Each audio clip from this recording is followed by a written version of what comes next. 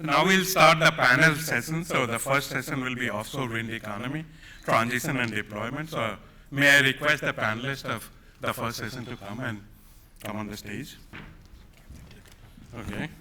So while panelists are taking the stage, let me introduce Jim Ferris, Deputy Director, Clean Energy Division, New Jersey Board of Public Utilities. He will be moderating this session.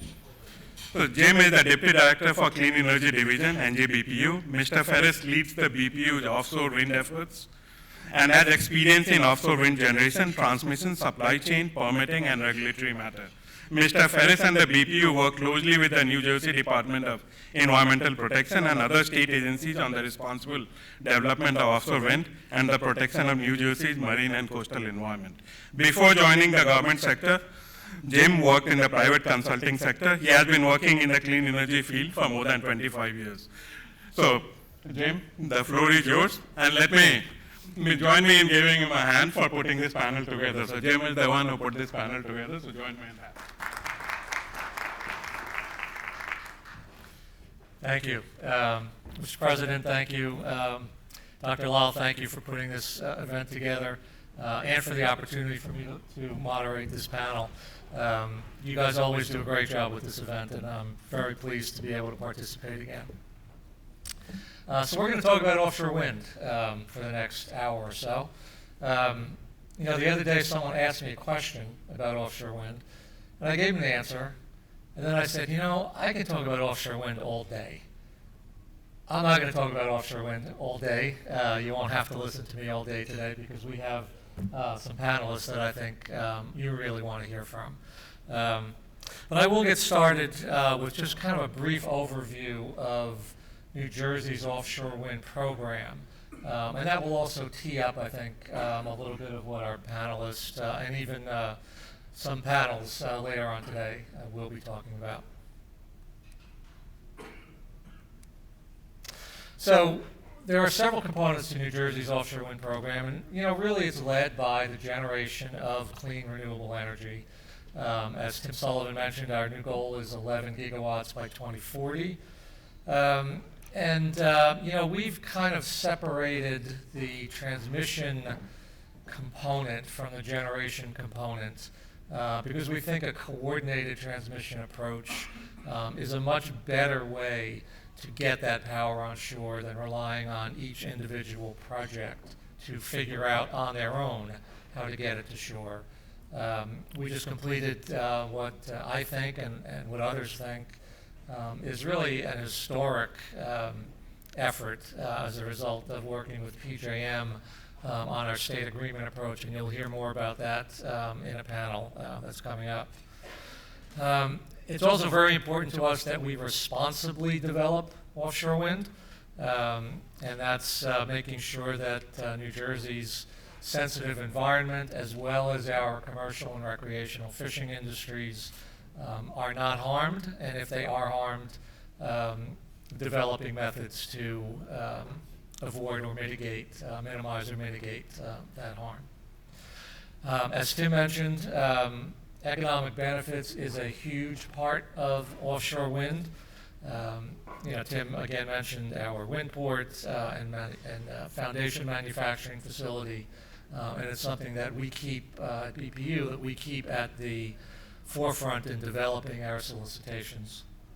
And then finally, there's the workforce development and innovation component of our offshore wind program. Jen Becker is going to talk about that in much more detail in a few minutes. So just on our generation, 11 gigawatts by 2040, we've completed 2 solicitations, have awarded 3,758 megawatts to 3 different projects. Our 3rd solicitation is coming up next year, and we will be developing and issuing a schedule to reach the 11 gigawatt goal, which will continue on our path of solicitations roughly every 2 years, which we believe sends the right signal both to developers and the market and the general public on how we intend to achieve our goal. I think that certainty of the schedule has been very well received by developers and manufacturers. In terms of transmission, as I said, we've just completed the state agreement approach transmission solicitation, and our board made an award last month. Our goal there was to minimize cables crossing shore, minimize points of interconnection, minimize environmental and permitting impacts, and really encourage competition by relying on the expertise of transmission developers. I think we did that pretty well, and again, you'll hear more about that. I think it's the next panel. As I said, we intend and we set our goals and set our policies to responsibly develop offshore wind. We feel that we have taken significant strides to that effect. We do require environmental and fisheries protection plans as part of our applications for a project to be awarded. And in our second solicitation, we established a research and monitoring initiative, which is administered jointly by BPU and DEP. That initiative was funded by a $10,000 per megawatt awarded fee that was charged to each of our solicitation 2 awardees, and that generated about $26 million for this research and monitoring initiative. And the initiative is really meant to conduct some real hard science to determine the impacts and the effects of offshore wind. We've started on this initiative. We've awarded 7, trying to count my bullets here, 7 or 8 projects already that really set the baseline for measuring the potential impacts of offshore wind. Once these projects get into construction and operation, we will have additional projects and additional data collection that we will then be able to compare to the baseline that we're working on now in the hopes of determining impacts, both positive and negative, from offshore wind. I just want to note the 4th bullet here, the study to assess potential impacts of offshore wind on the recreational fishing industry, is being conducted by Dr. Lal and his team here at Montclair University. And then the economic benefits, again, Tim Sullivan was gave a much more eloquent summary of those than I will, and Jen Becker will really pick up on a lot of these as well. But the results of our first 2 solicitations, we believe will inject about $4.7 billion into New Jersey's economy, and will generate about 10,000 jobs, 70,000 FTE job years. We have the New Jersey wind port, we have the manufacturing facility, and EDA has a great supply chain registry for all businesses that want to be involved in offshore wind as a central location where developers and OEMs can find other firms that they need to do the work in offshore wind. And then finally, workforce development and innovation. And again, Jen will talk about this in a lot more detail. And this all comes through the Wind Institute and EDA. But there's been a lot of accomplishments to date. A global wind organization, safety training program, training programs for offshore wind turbine technicians, welders, mariners, and really reaching down into the vocational school level.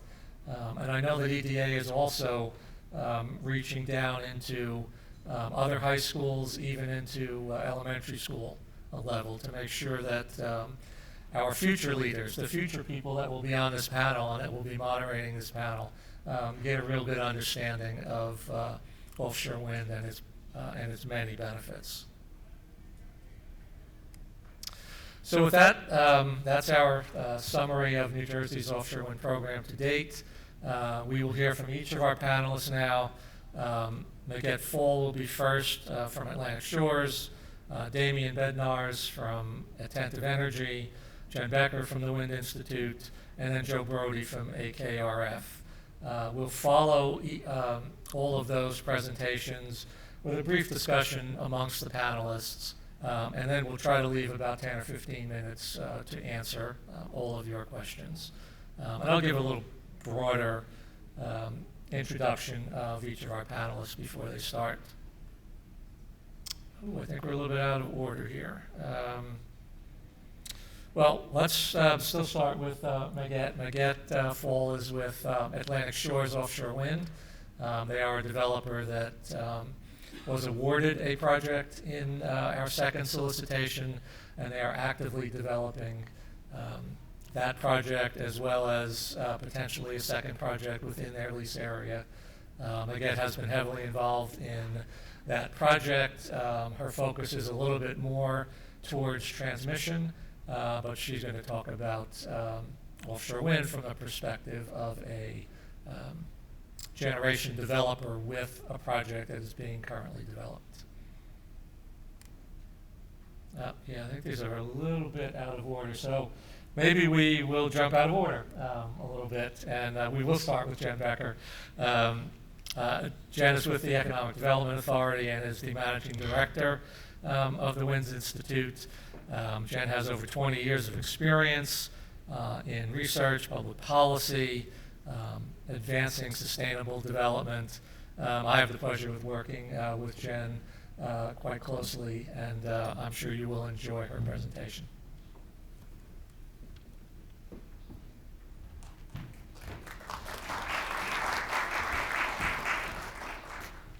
Good morning. Thanks, Jim.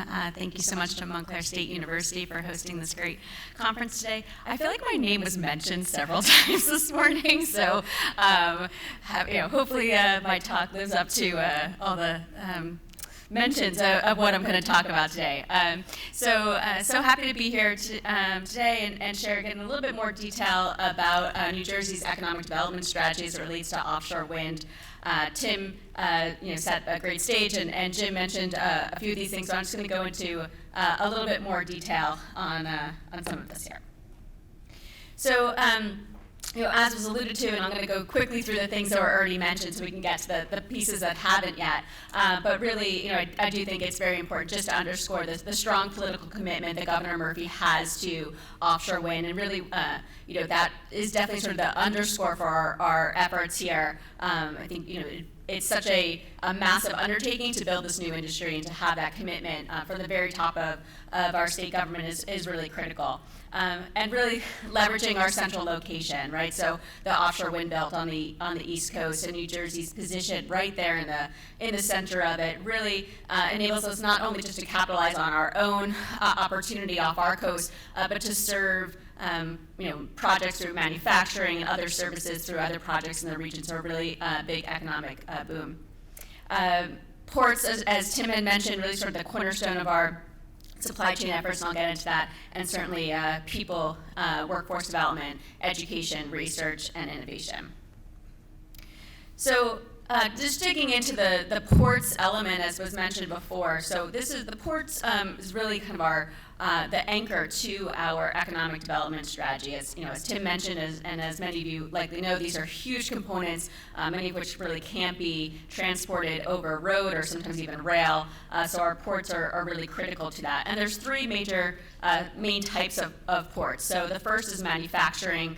And one of the big areas for manufacturing currently related to offshore wind is at the Port of Hallsborough. So EEW is a German manufacturer who has come to the United States, building a very large fabrication facility at the Port of Hallsborough. These are the monopiles, the steel foundations that go into the seafloor that the turbine then connects to.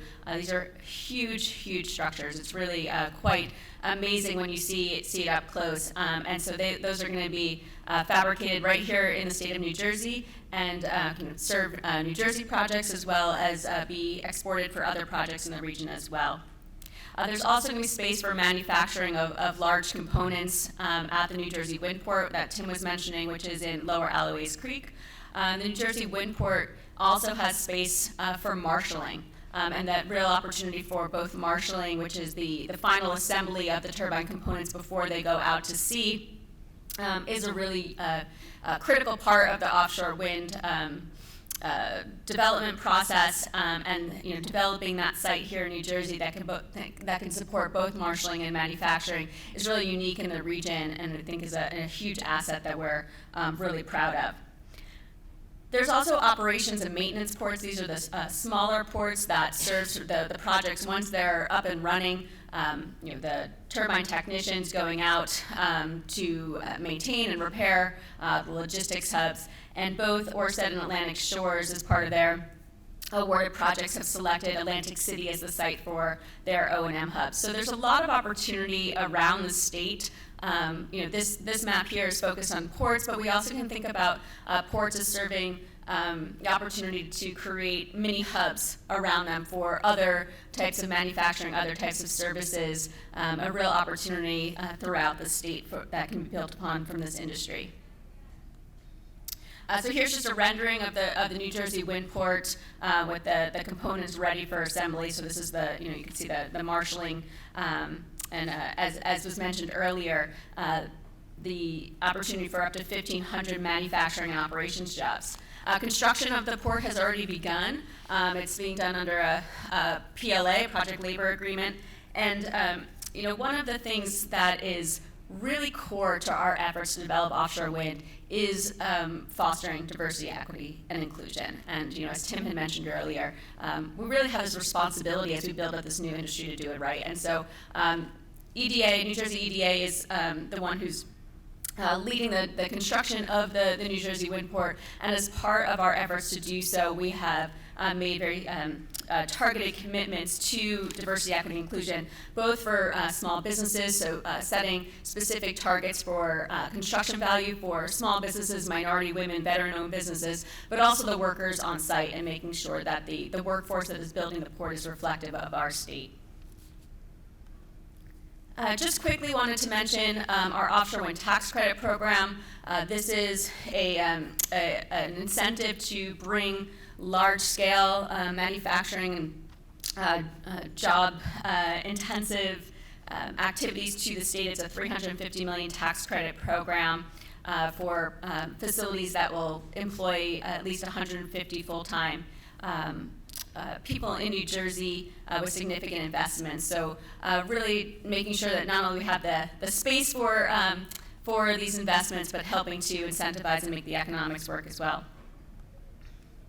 This was already mentioned, our offshore wind supply chain registry. This is an opportunity for businesses of all types to, essentially raise their hand to industry, let them know that they are interested and capable of participating in the supply chain and having that networking. We all have other programs and incentives to help businesses join the supply chain.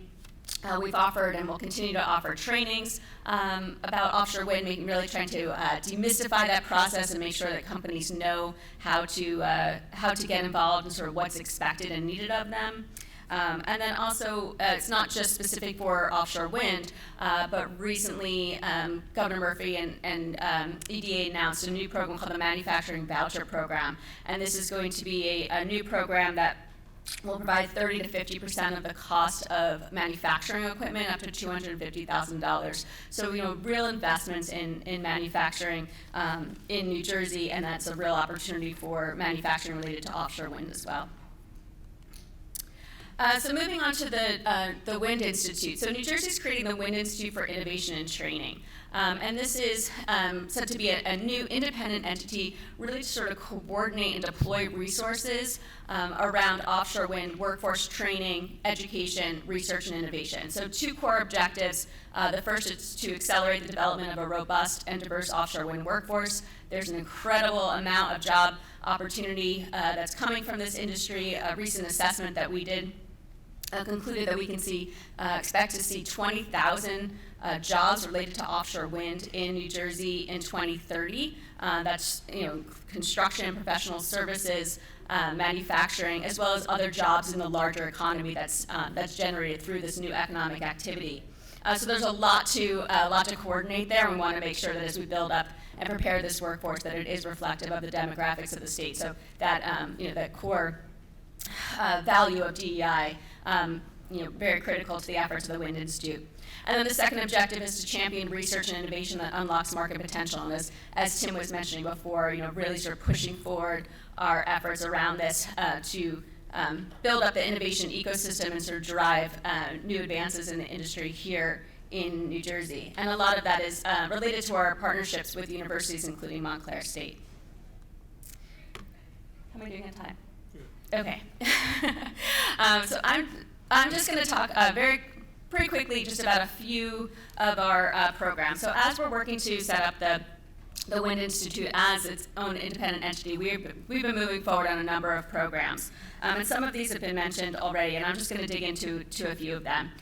So the first is the sub-arc welding and marine coating programs that we're doing with two of our vocational schools. So Gloucester County Institute of Technology, which is the closest vocational high school to EW at the Port of Paulsboro, and then Salem County Vocational Technical School, which is the closest vocational school to the New Jersey Windport.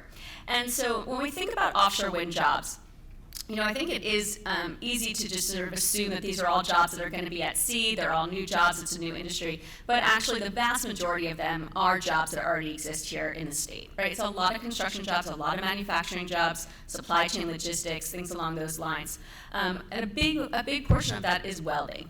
And EEW, the monopile fabrication facility I was mentioning before, is expected to need hundreds of welders. Welders are already in high demand in New Jersey, but for that particular facility, because the components are so large, they need to do a different type of welding than is typically done here in New Jersey, called sub-arc welding. And so what we've been doing is working with our vocational schools that already have welding programs and integrating the offshore wind is sort of the new specific type of training that's needed. So working with these schools to develop curriculum, purchase the equipment, train the instructors, and offer training programs not just for the high school students at those schools, but the adult learners as well. So this has been a great partnership that we've been working on with these schools and with industry, and really having a very clear talent pipeline for this new type of welding position. Another program I wanted to mention, you were talking a little bit, and I see the drawings in the back that have been pinned up from elementary school students. We really need to work to make sure that our youngest residents are aware, and their families are aware of this opportunity in this growing industry and what it can mean for them. And so one of the things that we did, I brought a prop, is we created this New Jersey Offshore Wind activity book. And it's really a great and simple way for young people to learn about offshore wind, and distributing these to New Jersey schools. It's a way just to sort of plant the seed about this opportunity, what it means for them, and start to think about the various career paths as well.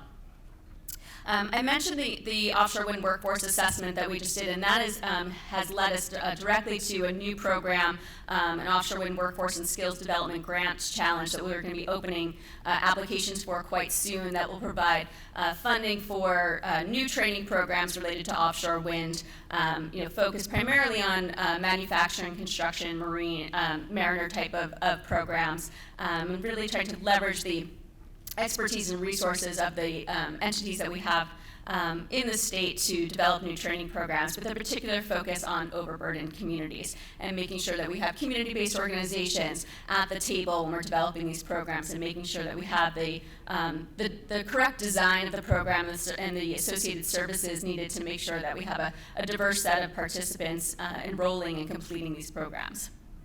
And then lastly, I just wanted to mention our Wind Institute Fellowship Program and our university initiatives to advance offshore wind. This was an effort that we did this past year with 4 of our public universities, including Montclair State. The one part of it was to develop a fellowship program, and I think some of our fellows are here today. You can raise your hand. They're back table there. So. Oh, and in front here as well. So these are sort of university students who we are supporting their research in offshore wind, bringing them together as a cohort across the 4 schools to support, further their learning and exposure to industry. And these are really, our not even our next generation, but our coming graduates that will be entering their career path very shortly, and going to be able to jump into the offshore wind space because of their targeted learning in offshore wind. So we're really excited about that. We're, as I think you can see, taking a various approaches from elementary school up through the university levels to support learning and industry valued expertise in offshore wind. So I think that brings me to the end of my remarks. I'm very happy to have shared some of this today with you, and thank you so much.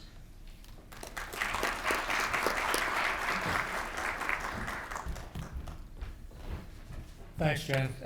Really interesting stuff, really good stuff, and I think it shows that we are taking great steps towards developing this new industry in the right way, in the best way, and in the most inclusive way. Really important, really exciting stuff. And Jen, I think you're right. You win the award for having your name mentioned the most so far this morning. We'll see if anybody can beat you out. Next up is Damien Bednars. Damien's the managing director of Attentive Energy. Attentive Energy is one of the new BOEM New York Bight leaseholders. Damien has spent a lot of time in clean energy and climate. He is nationally ranked public affairs and strategic with a nationally ranked public affairs and strategic communications firm. Damien has spent some time at the U.S. Department of Energy. And he will give us some perspectives from a new leaseholder that will be developing offshore wind projects.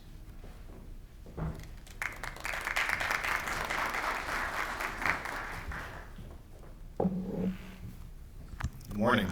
Still morning? Still morning. All right, good morning. So I'm Damien Bednars, Managing Director of Attentive Energy. I want to thank the team here in Montclair for putting this together again. It's great to be back. I was here last year under the banner of ENBW North America. So since then, the jerseys have changed, but the team is the same and growing. Little background here. I'd like to start with a little more information about who is Attentive Energy. So we've been on the ground doing some pre-development work here on offshore wind in New Jersey and New York since about 2018. Our team has grown to about close to 30. As we continue to staff out and build out efforts here. Our primary focus, really from the beginning, has been to really get communities engaged early and to learn more about what the needs are, what the gaps are. We're not the first movers as Orsted Atlantic Shores, but we are very much a close follower and a good listener and understanding exactly what is the greater need for industry, but also how we can scale this effectively and meet that opportunity in New Jersey for offshore wind. As Jim indicated, we're a recent lease winner from the February auction that took place. That's us on the map. We're about 42 miles east of Barnegat Light, so really way out there in the ocean. And we're, from the very beginning, focused on exactly on how we can expand the level of engagement, but also the number of individuals and organizations involved in offshore wind from the very beginning. Our parent company is Total Energies, so they are a global energy player, very much leading the energy transition globally, but also here in the U.S. They've been around since the 50s. We have a huge footprint and growing, strong ambition, not only in offshore wind, but renewables in general here in the U.S. We're up to 25 gigawatts of renewables in the U.S. under this portfolio. That's a quarter of their global goal. So the U.S. market is very much a priority here, and we continue to scale up those efforts. Just a quick view of where those experiences in offshore wind exist around the world. Strong focus, obviously, in Europe, Asia, and the growth here in the U.S. as we have efforts in New York and New Jersey, but also recent winners in North Carolina. And very much eager for the upcoming floating auction that's going to be happening in California. So, national in scope. But all this is pretty much meaningless, in my opinion, unless we've actually established the values of how we do work. So this is very important to me. How we decide on our investment, how we develop this project, how we stage any partnership runs through these values. We bring deep experience, and we expect the same from our partners, our initiatives, our suppliers, our vendors, and everything in between. We are community-minded first and foremost, and that is not necessarily to say that that is based on the zip code.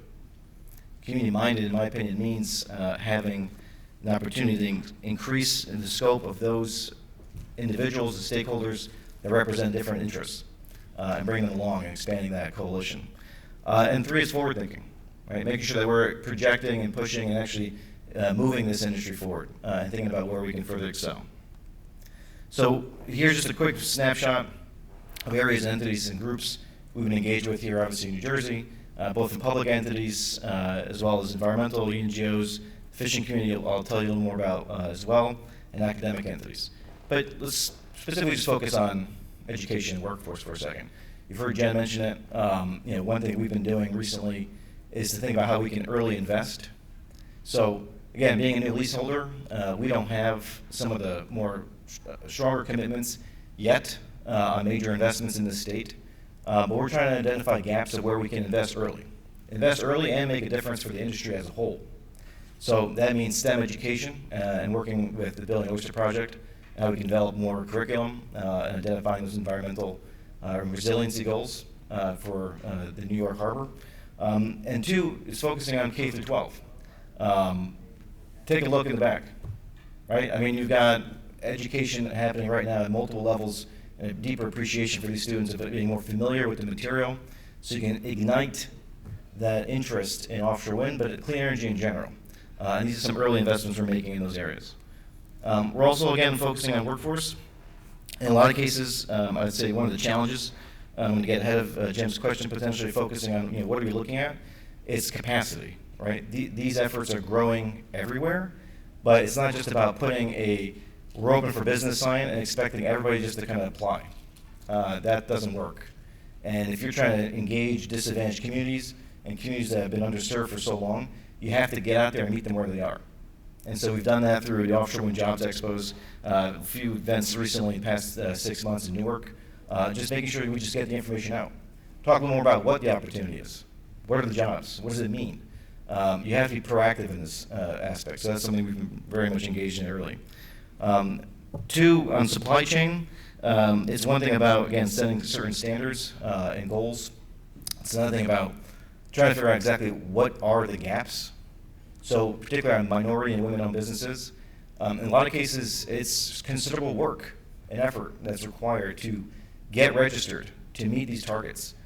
There's very exciting targets that are being met and pushed forward at the New Jersey Windport for MWBE. One thing we've done recently, partnered with the effort to actually do a survey of MWBE entities to see, well, what are the gaps? What are the issues? How do we actually expand that opportunity? And we can use that data and that resource to help the industry as a whole and meet these targets both here in New Jersey. I mentioned engaging with the fishing community.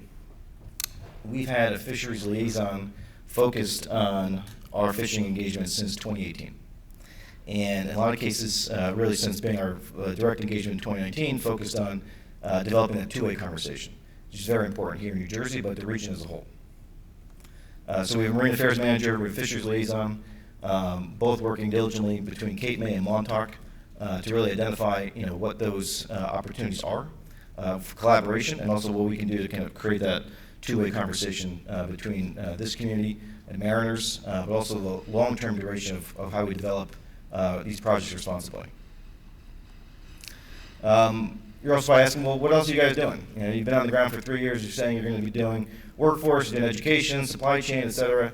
Well, there's actually work happening in the ocean. I know, isn't that crazy? There's actual work in the ocean. So, for instance, we're taking some immediate and early engagement, but also thinking through our benthic surveys. So actually, now that we have a lease area, it's 84,000 acres, what's under the water? So this is what this is about. Essentially, we're working with two entities. We have a unmanned vessel that's doing some surveying of cable routes to understand what's in the geophysical space. This is a quick view of what those things are. Those are being supported by other vessels to make sure that we're in compliance with the Coast Guard, making sure that this meets federal regulations as well as the states, to understand what we have and what's there so we can responsibly develop this. Two, we're also doing on much larger surveys of our actual lease area. This will be completed in February of next year to have a better understanding of the how and the where. But again, this is all activities happening right now. So it's just a quick view of that vessel that's taking shape, and these are doing the benthic surveys in our lease area. Looking ahead, very excited about the third solicitation in New Jersey. It's a huge opportunity for not only us, but the industry as a whole. We're very much appreciative of the leadership here in New Jersey to set those targets and move forward. We're looking forward to engaging there. Two, as I mentioned, is workforce and supply chain. Early investments benefit the entire state and the industry as a whole, other areas we plan on further getting ingrained with. Three, it's really taking a thoughtful approach in how do we bring this coalition that's making it larger, but also bringing in these communities that have been very much legacy underserved environmental justice to bring them to the table and understand exactly what those opportunities could be, but also learn more about how we develop responsibly. I'm going to mention Jen Becker's name to add to the count. Again, more of this. She just showed you a prop, but this is living real proof. I managed to get one of these early on, and my 5-year-old has effectively used all the pages, and it is terrific. Again, more of this. It is this kind of education as thoughtful, as creative. Again, look at the posters in the back. We need to inspire, we need to ignite that kind of thought process early, because this is our future workforce. These are the folks who are going to be pushing these things forward for decades to come. So, again, thank you very much.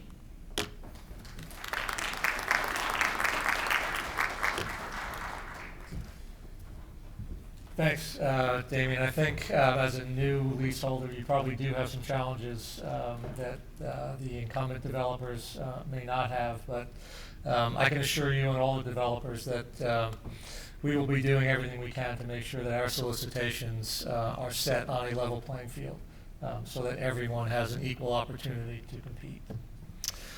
Okay, we spun the wheel, and next is Maguette Fall. Maguette is the offshore interconnection manager for Atlantic Shores Offshore Wind. As I mentioned earlier, Atlantic Shores is a developer of one of our existing awarded projects. Maguette has extensive experience in transmission and interconnection. She has a degree in electrical engineering, and has been specializing in renewable energy for most of her career, and also has a master's in management from, I'm not going to pronounce the whole thing, but from a leading university in France. So, Maguette.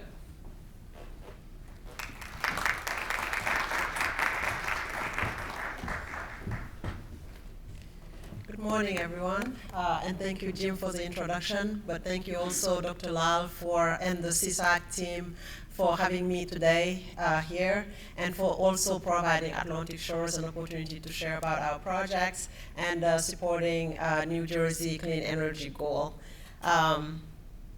So let me tell you a little bit about Atlantic Shores. So who are we? Atlantic Shores is a joint venture, 50-50 joint venture between Shell New Energies and EDF Renewables. And both companies have extensive experience on the onshore and offshore side around the world. This joint venture was created in 2018 when we acquired our first lease in the coast, on the East Coast. And our vision really is to become the offshore wind, the East Coast offshore wind developer of choice by delivering on our promises. And to make that happen, we have a growing team of over 100 people that are spanning over different work streams. And this team of experts are really committed and invested in delivering over 5 gigawatts of offshore wind to the East Coast. And also to abide by that vision and achieve that vision, we abide by 4 core values. First and foremost is safety. Our goal is target 0, and health and safety comes first in all our activities. Second is we strive to be good neighbors. We consider all the communities and that we impact as key stakeholders, and we pledge to respect, coordinate, and collaborate with those stakeholders, whether they are onshore or offshore or team members. Third is environmental responsibility, and sorry for the typo there, just saw it last night. We take the necessary steps and to make sure that we understand the impact that our project have on the environment, the wildlife, and also local economy. And last but not least, we lead by science. Our decision making and design is really based on data, and we spend a lot of time and effort to conduct surveys, studies, and expert assessment to make those decisions. Atlantic Shores, like I said earlier, acquired its first lease in 2018, and it's one of the largest leases in the US, and that first lease is capable of generating up to 3.5 gigawatt of offshore wind. And then earlier this year, at the same time as Attentive, we acquired a second lease in the New York Bight, and that lease can produce up to 2 gigawatt of offshore wind. And those are the leases that you see there. The different colors on the first lease is showing that we segregated the first lease into two, and the southern portion of our lease is actually gonna be the first one to inject offshore wind power in the state of New Jersey. And like Jim mentioned earlier, when we acquired our leases in 2018, we started working on it right away, doing the due diligence and planning. And then June of last year, we were very excited and very thrilled to hear the announcement from the New Jersey BPU awarding us a contract to generate 1.5 gigawatt of offshore wind in New Jersey, and this is the single largest offshore wind project in New Jersey, and we are very proud of it.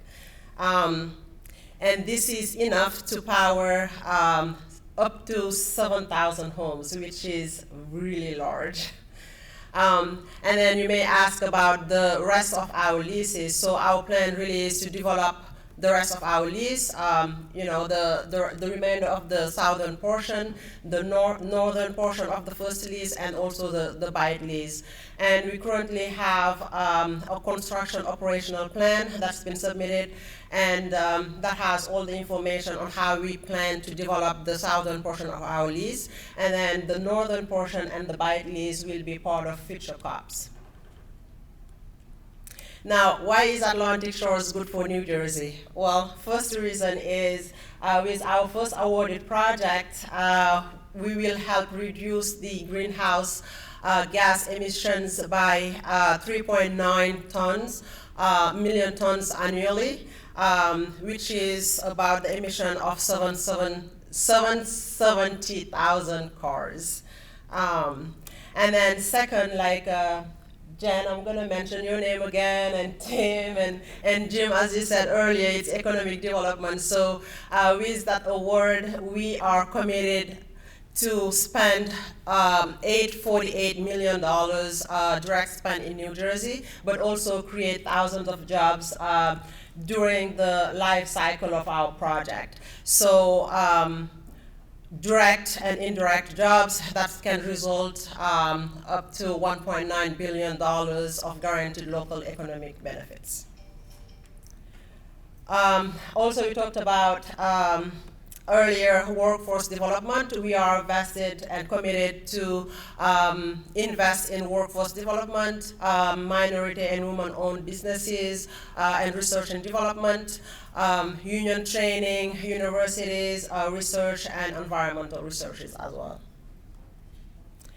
So Atlantic Shores is not just coming to New Jersey and execute this project and go. We are here for the long term. So we are making a long-term commitment to New Jersey. As a matter of fact, we opened an educational community center in Atlantic City where we really engage with the local communities and universities to get into that community engagement, really being proactive, understanding their needs, understanding their concerns. And we also acquired a land where we will be building an O&M center, an operations and maintenance center, like Jen mentioned earlier, another one for Jen, an O&M center that can hire 60 to 100 people long-term, because we need those people to make sure that our wind farm is operating properly and it's maintained properly for the life cycle of those wind farms. Now, I'm going to spend a few minutes talking about the project, and the project is the one that's been awarded by the BPU June of last year.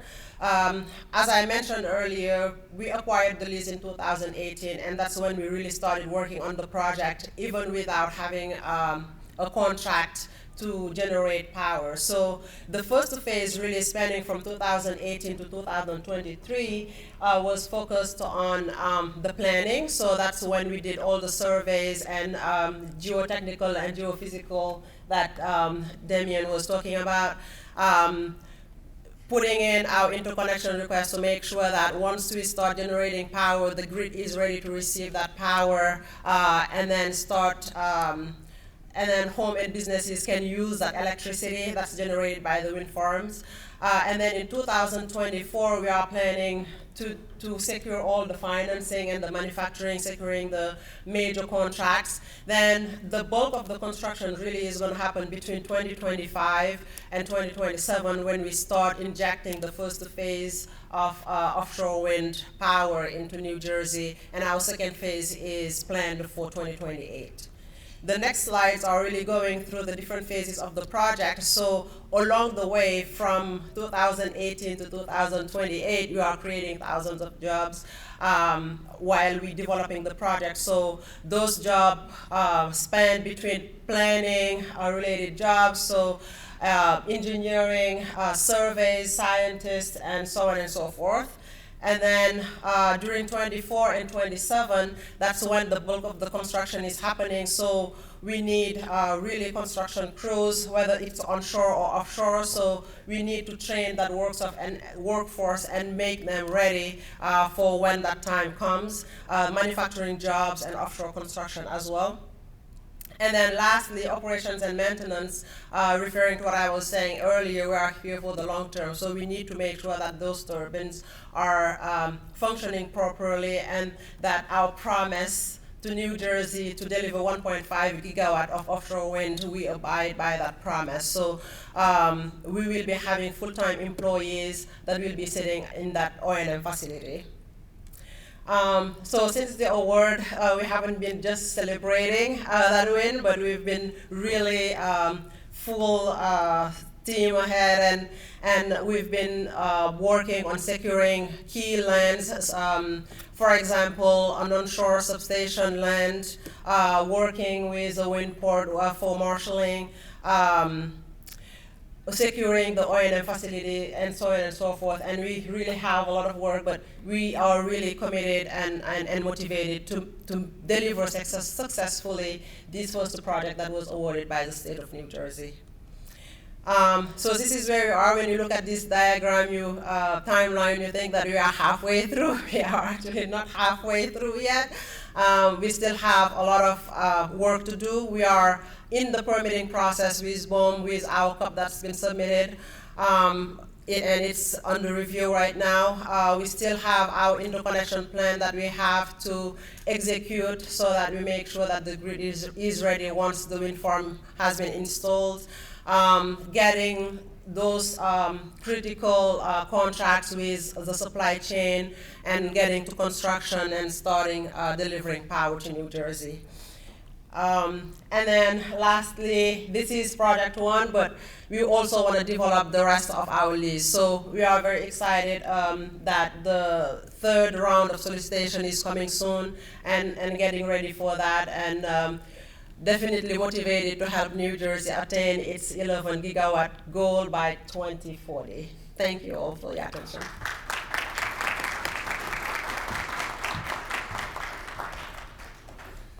Again, thank you very much. Atlantic Shores has really made a lot of commitments to New Jersey, has delivered on a lot of those commitments, and we look forward to continuing to work with Atlantic Shores to see turbines spinning in the water as soon as we can. Well, I think that should leave us with Joe Brody. Joe is the technical director at AKRF. Some of you may know Joe as being with the Rutgers Center for Ocean Observation Leadership. Joe is really a leading scientist in offshore wind throughout not just New Jersey, but throughout the Mid-Atlantic states. As I said, I had the pleasure to work with she who shall not be named. I have also had the pleasure to work with Joe for many years. Joe, looking forward to your talk.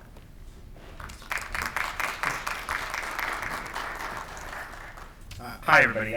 Thanks, Jim, for the introduction and for including me on the panel. And thanks, of course, to Dr. Lal and the rest of the folks here at Montclair for inviting me here. I was here last year as an attendee at the event, and it was terrific. And I'm so pleased to be able to participate in this way this year. And so what I'm going to talk about, because of my background, as Jim mentioned, I'm a former academic. I was at Rutgers for a number of years doing research focused on offshore wind. And then this past summer, I decided it was time to make a change in my life and my career. And I'm now in the private sector, working in the consulting sector. And so what I'm going to talk a little bit about is about the academic private partnership opportunities that exist here in the offshore wind space, and also to help address some of these scientific questions and other questions that we have as the industry builds. And so first we'll start with, what is the role of academia in offshore wind? Then I see this as twofold, which are kind of aligned with the typical missions of universities. One, of course, is that research and engagement, where you may have traditional academic research, where you get funding from the National Science Foundation or whoever. But then increasingly more and more, there's also that vital applied research, increasingly driven by concerns of the industry or by other stakeholders like the fishing community. And then the third bullet under this topic here is that engagement piece. Universities are often seen as an independent expert. They're not beholden to any particular person or entity, or they follow the science, they follow the facts. And so they can often be seen as this interface between stakeholder groups that may not agree with one another. And so universities play this very unique and powerful role in helping to bring these communities together to make sure that the right questions are being asked and answered. And then, of course, the second goal here, alluding to some of the stuff that Jen has talked about, so there's one, is the education and workforce development piece, right? And that can be the traditional education, traditional liberal arts education, what may, both undergraduate and graduate, but also more applied industry-driven curricula, which I'll talk about a little bit later, to make sure that workforce is ready when it needs to be. And then folks like me, who spent a number of years in academia and then have transitioned to the private sector. And I want to highlight my experience as a scientist and an academic helps me in what I now do, which I'll talk about in a minute with AKRF, which is permitting. And permitting is the kind of thing, if you're familiar with the permitting process for offshore wind, it's comprehensive and vast.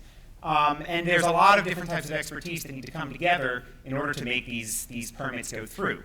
And so it's a way to bring, we have a bunch of folks who actually have PhDs at the company who bring that expertise with them, as well as their breadth of knowledge about how the offshore wind industry works. And so we can serve to connect those dots between the specialized expertise and the broader offshore wind industry. And I also want to highlight that one of the things that I think academics bring to the private sector is we're trained as academics, as scientists, to follow the science and follow the facts.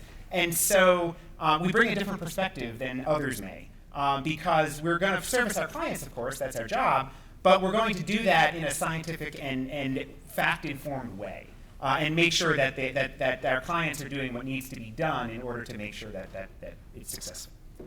So a really quick overview of the company. We have just over 300 folks in the planning, engineering, and science sectors.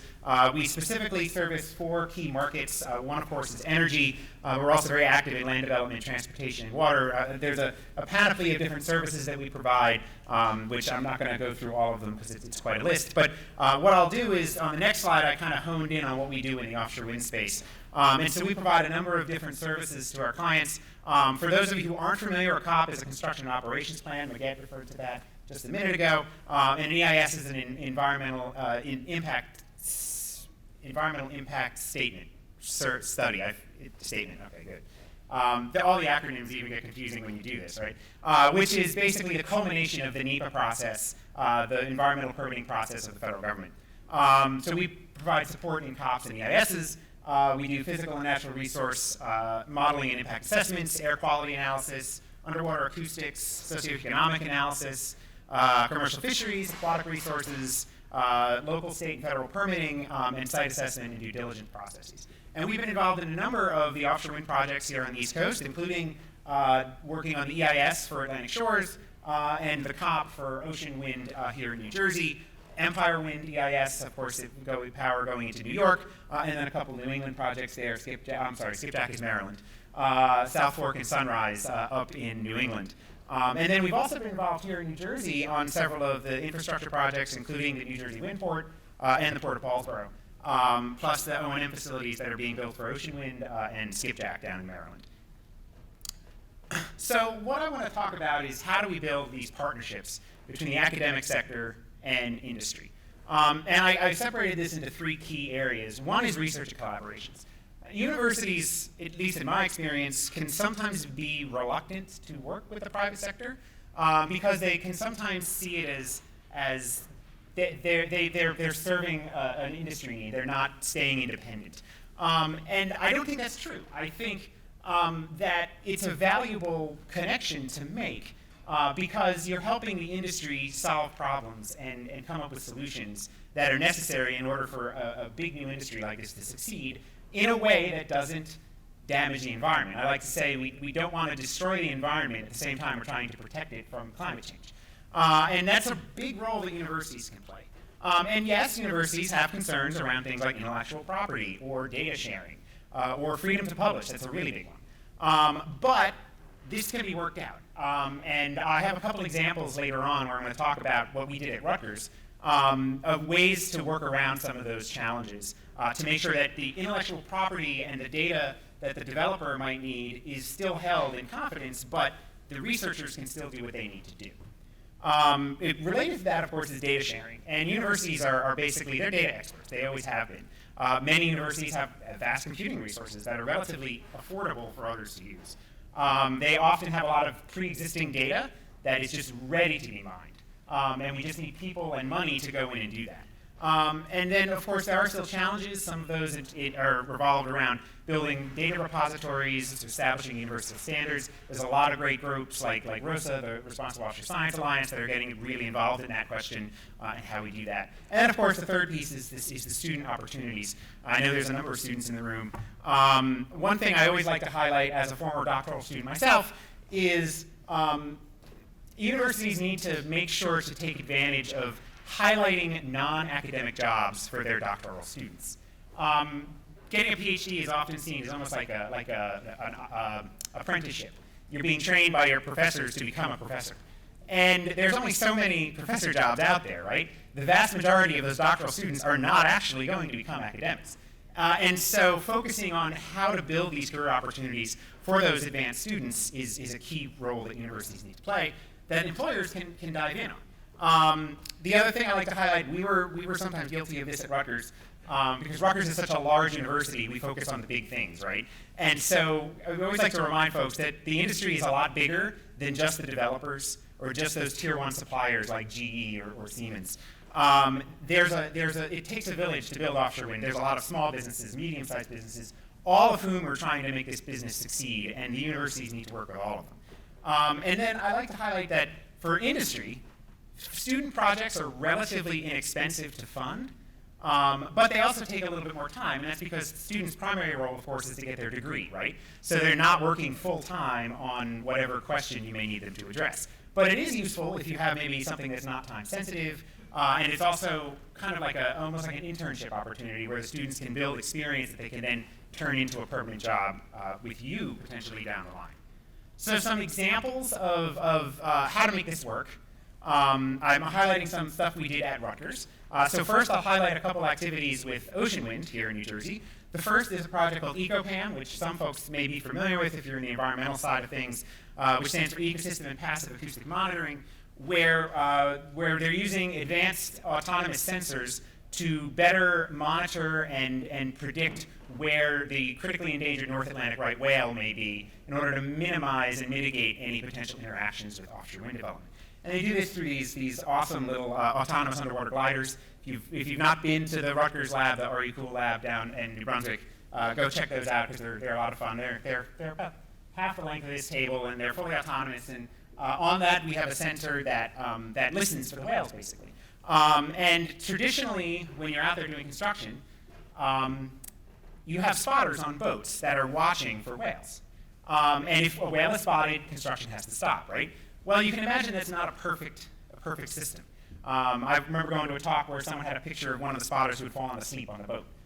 They're not spotting any whales at that time, right? And so it's not a perfect system. And so we're trying to make that better so that we can use sensors and autonomous systems to better understand where the whales are and allow developers to work when it's foggy or when it's nighttime, when you traditionally couldn't use a spotter. And we do this with the gliders. There's also buoys. And it's a partnership between Rutgers, Ørsted, and then, of course, Woods Hole Oceanographic Institution up in Massachusetts and the University of Rhode Island. And the second item here, which I won't spend too much time on, is Ocean Wind 1 actually is working with Rutgers on their fisheries monitoring plan that they're required to do by their permits. And so there's a number of things that are being done. They're partnering with Monmouth University as well in order to do this fisheries monitoring plan that would traditionally be done by the consulting sector. And the universities can step up and play a role in these things. And then I want to highlight a couple things that Rutgers is doing with Atlantic Shores. The first is that I was very actively involved in. Atlantic Shores installed a wind LiDAR down at our field station down in Tuckerton, New Jersey, right near Atlantic City.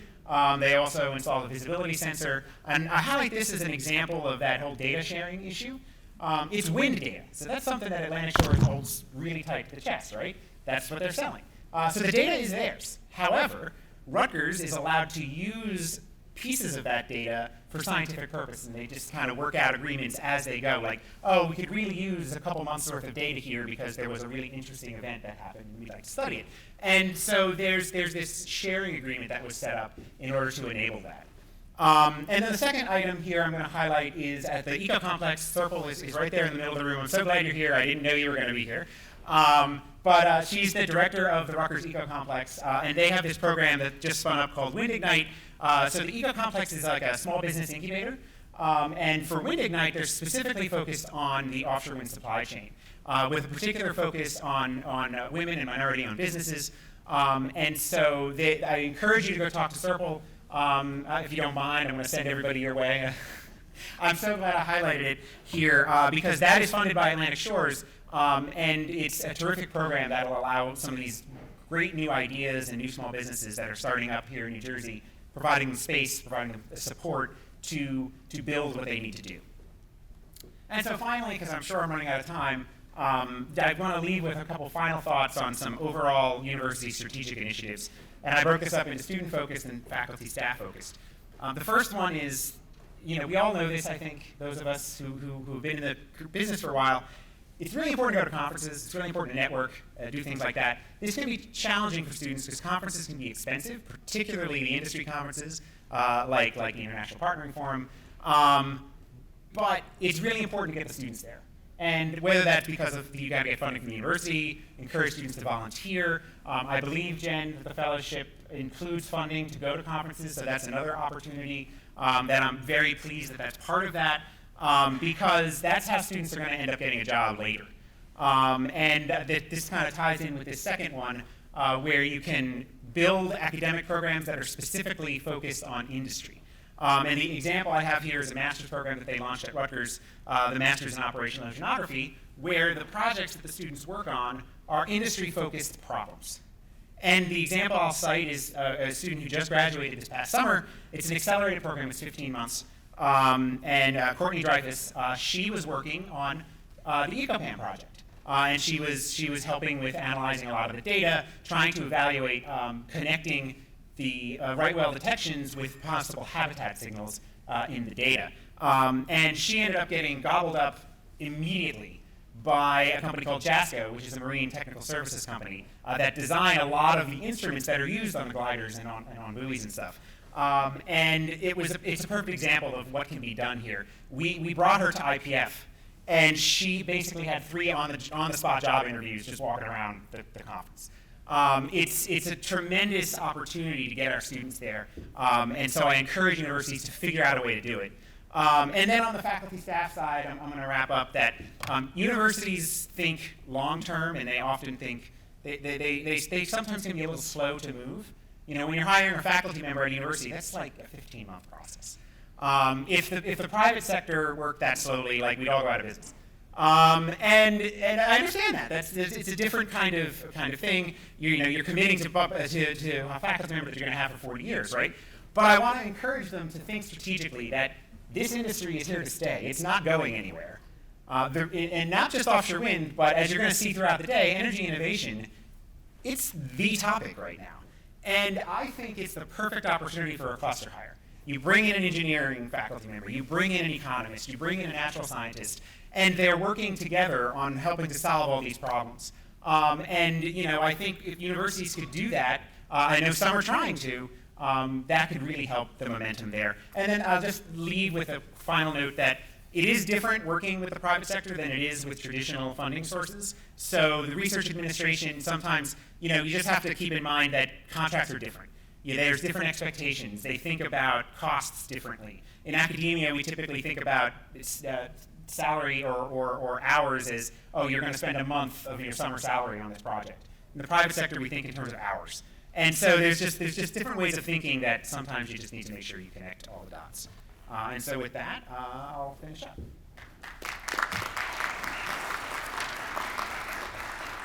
Thank you, Joe. I think your point about getting students to industry conferences is a really, really good one. And I think we all need to work harder to do that. Dr. Law, we are past our time, but do we have a little bit more time to take some questions? Yeah, a couple of minutes. Okay. We'll take some, I have some questions for the panel, but I'd like to see if anyone in the audience has some questions for us.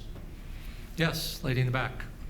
Hi, can you hear me? Yes, do we have a microphone that we can? I will come on to it. So that was a great talk, the last one. All of them were great, of course. But in the last talk, he mentioned something about industry-university partnerships. And here's a question I have. Hi. So my question is, let's say there is a student right now who's pursuing a master's in computer science, and I want to motivate that student to get a PhD in environmental science and management. With whatever you just mentioned right now, what do you think could be the trajectory? Let's say in terms of getting the student employed once they graduate, and in terms of sponsoring their PhD, those kind of incentives. Also in terms of providing a topic for research. So I'm asking this question as a member of Cesac, Associate Director of Cesac, and also as a Professor of Computer Science. Awesome. Thanks. That's an excellent question. I think the biggest thing they can do to get them fired up about working on, say, an environment focused on offshore wind is to bring them to events like this. If they're not already here, maybe they're in the room. And other events to see what's going on and see the concerns. There a couple of the events that are very environmentally focused are like NYSERDA does their State of the Science workshop every year. And NYSERDA is the New York State Energy Research and Development Authority, for anyone who doesn't know the acronym. And it's very focused on what are the environmental problems and what are the science problems that we need to solve. That's one way to get them involved. For funding, that's always the challenge, right? It's always the trick with a PhD student. And I think some of these opportunities, like there are things like the fellowship programs that can help provide at least some initial funding to get the students started. And so maybe I'll let you talk about that, Jen, if you wish. But then the fact that if you can partner with industry as well, they have lots of questions and they have lots of challenges that they're trying to overcome that they're already working with universities like Montclair, like Rutgers on. And I think it's just going to them and saying, have you thought about this? And I don't want to put words in either of your mouths, but is there anything we can do to help support you guys that could potentially be useful for a student to work on? And then, as I said, there's career opportunities going forward beyond academic jobs, which is, I think, the most important emphasis point to make. Be flexible about what they might want to do further down the line. Sorry, it was a long answer. I'll just add, this is, that whole idea is actually sort of the impetus for the Wind Institute Fellowship. So it's, two two components of it is the fellow doing their research at their home institution, but then bringing them and making connections with industry, and so they could really sort of see that career path and how we can make those connections, partnerships between industry and our universities. So. Yeah, I'm Philip Pong from New Jersey Institute of Technology. Very nice talks. And since a few speakers talk about the job opportunities, I'm teaching a course on power systems. And those students, typically, they will work in power companies and become power engineers. And just now, speakers mentioned about the prospect of job opportunities in wind, offshore wind industry. So I would like to know what you would advise the students, okay, choosing between, okay, going into conventional power companies versus going into a new industry, because we don't know the prospect. Okay, in conventional industry, power industry, the career path is clear, but in the offshore wind industry, we don't know yet. So, what is your advice to the students? Thank you. My first reaction is that they should take a buffet strategy. The buffet strategy, they sample a few things across the menu, and that means I think they should do more internships and short-term experiences and engagement with not only the traditional power sources, but also here in clean energy and offshore wind. Right now on AttentiveEnergy.com, we have about, 8 paid internships that range from engineering all the way down to public affairs and in between. So I think those are important opportunities to, one, just get exposed to it. I'll say that we were at the NGIT Career Fair. We got a lot of great feedback from students and very hungry to learn more. So the interest is definitely there. I think it's creating pipelines and also meeting students of where they are. So those career fairs are important. These summits are important. But then to these earlier points, I think it's finding a way to get that funding mechanism to bring them to these other trade associations and more industry-focused events to hear firsthand if this is for them. But I would deploy a buffet strategy. The other thing I would add is that as an electrical engineer that did power systems, right now it's very hard to find, those are very hard to find skills, because for many years it's an area that we didn't have many, there are even universities that dropped some of those programs, but we have many job positions that are hard to fill that are in that area. So like Damien said, getting into internship to expose those students to what offshore wind is and what it entails, to give them an idea of what their role could be is a great opportunity. So getting in touch with developers, career fairs. We also, in Atlantic Shores, we are very keen into local content. So we do our best to partner with universities in New Jersey, New York, so in the East Coast area. So really get in touch, because we really need those power system engineers. Thank you. Can I? My name is Tolu Omadara from Rutgers University. Thank you very much, everyone, for the presentation. Dr. Joe Brody, my question is specifically for you. You said you can build academic programs that are specifically focused on industry. I think that's very critical and that's very strategic. My question is, do you know of any such plans in the pipeline? 1, 2, do you know if data is being gathered as to the specific skills and competencies, like she was saying, that are currently deficient, etc.? I know it may be a lot, but that's the direction in which I'm thinking. Thank you. Thanks. That's an excellent question. So I can speak at least to the program that I alluded to, the operational master's program, and that has been established for a couple of years now. And basically, it's heavily involved with engagement with the industry to ask them, okay, what are some of your questions? What are some of the skills that you're lacking? And again, it's a graduate program, so it's specifically those types of jobs, the types of jobs that would require a master's. But that could be broadened to, say, an undergraduate program or whatnot. What I could do is, if you come see me after, I could probably give you some contact information from a couple folks if you'd like. Awesome. Thank you. I know we're over time.